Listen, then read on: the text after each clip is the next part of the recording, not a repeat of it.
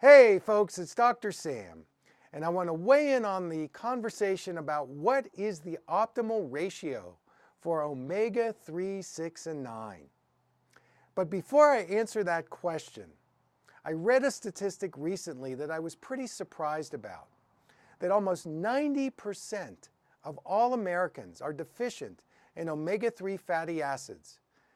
And this deficiency may be linked to diseases like mental illness, menstrual cycle imbalances, cancer, cardiovascular disease, diabetes, and even eye problems like dry eye syndrome, macular degeneration, and glaucoma.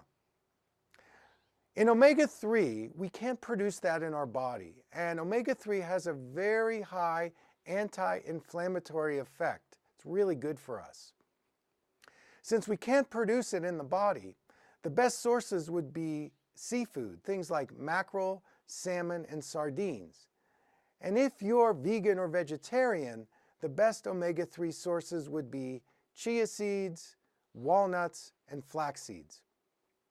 So in terms of omega-6, we don't produce that either.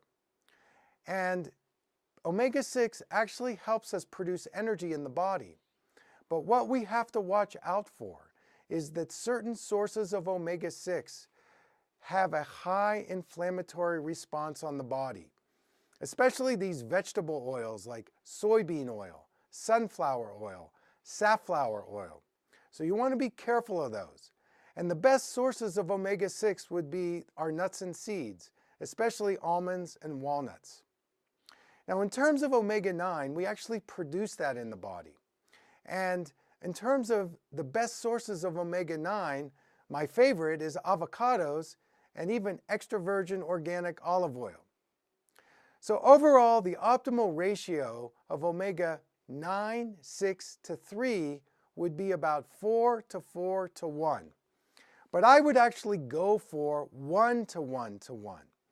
It's really important that we get a good source of omega-3. This is very important in terms of our brain health, our nervous system, and our overall eye health.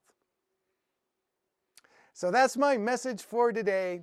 Thank you so much for tuning in, and until next time, take good care.